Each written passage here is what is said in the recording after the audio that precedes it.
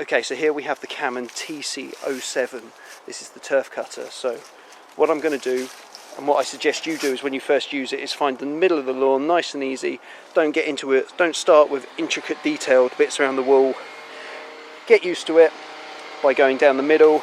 So what we need to do is find the depth of cut that works for us. So we will adjust the depth of cut here. Here is the handle which drops it down. Whether it's too high, too low at the moment, I've no idea. I'm just going to give it a test, see what happens. What I'm planning to do is to take obviously the grass, the thatch and just below off. I don't want to take too much soil away because then I've got to bring more soil in. So let's give it a go.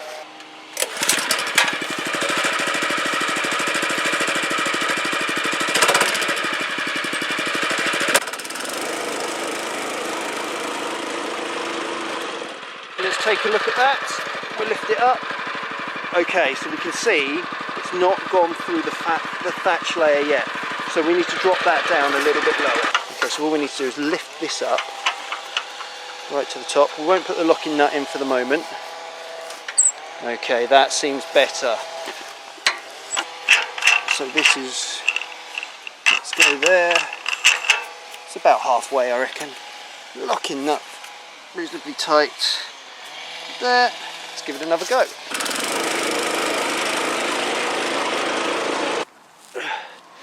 Okay, so that's pretty good. There's a little bit of soil there, not too much. Now, if you were looking to reuse this turf, for whatever reason you were lifting it, like that's a really low patch there, so you're going to level it, what you'd actually want to do is take a massive chunk of soil. What that will do is hold the turf together so it doesn't fall apart and break apart as you lift it up.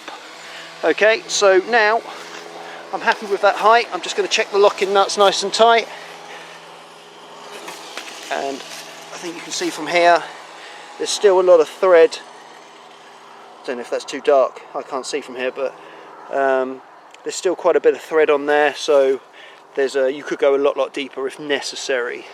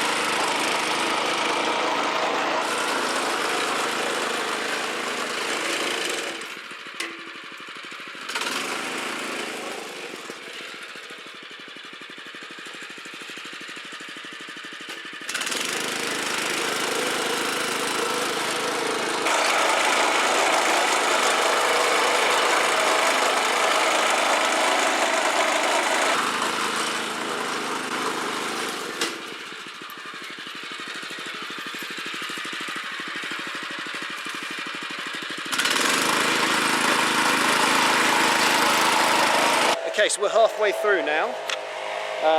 Got that half cut, so I suppose you could say there's a bit more than a half on that side. So what I'll now do is now I've just sort of, it's not a machine I use every day, so you'd like to just get accustomed to it. I'm going to go along and then we'll do a couple of laps round just to sort of get all the bits I would have missed when I picked up and turned round on the corners here. One thing I should say is traditionally, if you've used a turf cutter before, especially a CAMON one, probably would have noticed it came with a wheel like this. So now you have the option of these almost like tractor style wheels, which are super grippy. So particularly if you're doing a lawn that's on a hill and you need to go up, you just get that more grip, more traction. I would recommend, however, you know, they are quite aggressive, which is fine, it's what it's meant for. But if you are relaying the turf, if you are relaying the turf afterwards, you may not want to use those type of tyres because, as I say, it is quite aggressive. So you may want the lesser aggressiveness ones, if that makes sense. So yeah, but I think it's a great feature, those wheels. and it's certainly, I've done jobs in the past where they would have made a massive difference. So anyways, just thought I'd make you aware of that.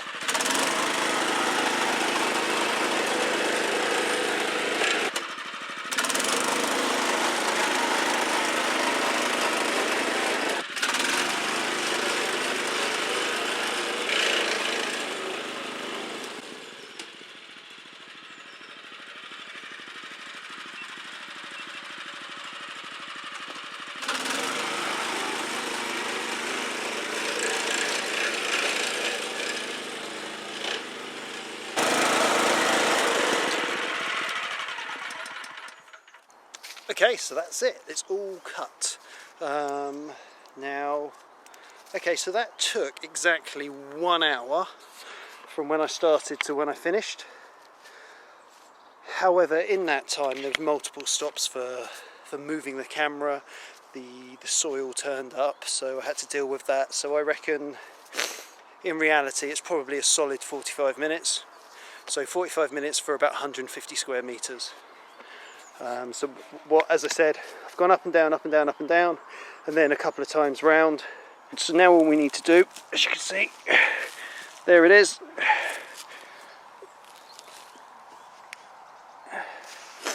Now, I'll give you a top tip. So in most cases, people will hire these bits of kit as opposed to buy this bits of kit. Now, I'm just going to turn the field off to show you this. Quite often when you use a hired machine, what you'll find is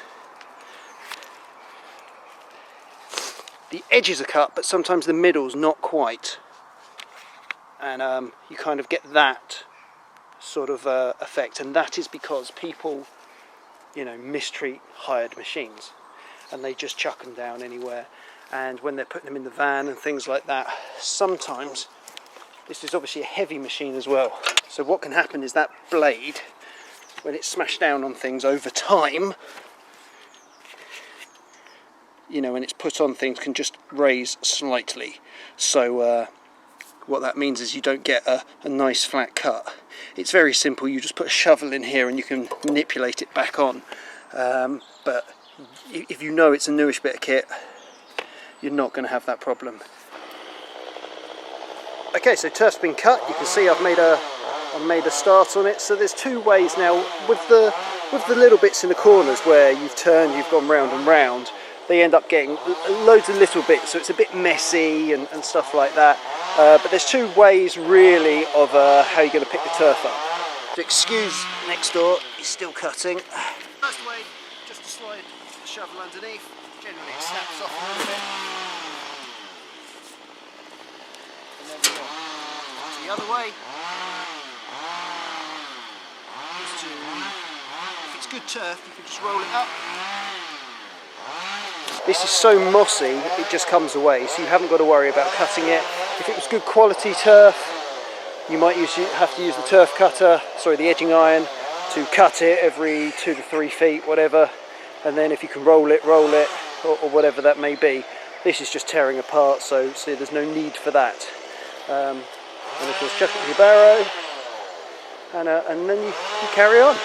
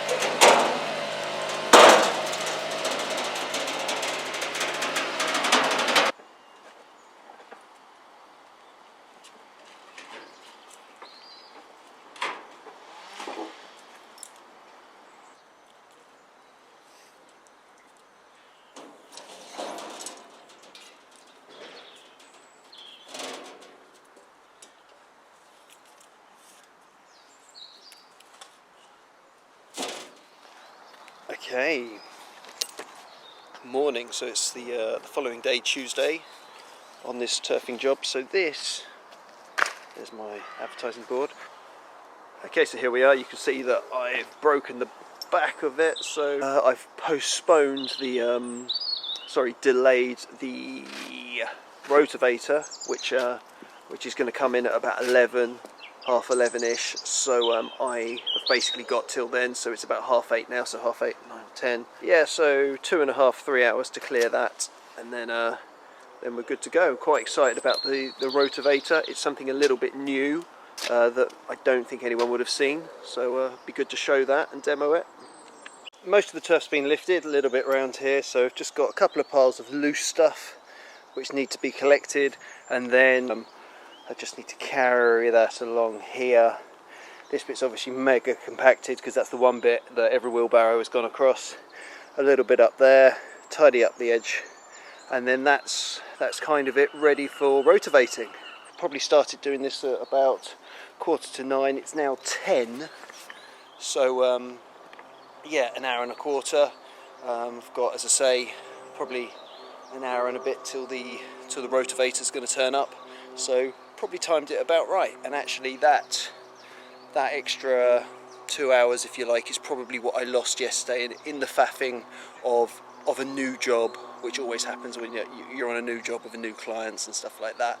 There's always that element of needing time to chat and everything else, and the guys were working next door, so there was a little bit of toing and froing with having to move vehicles around and stuff like that. So on reflection, probably where I want to be time-wise.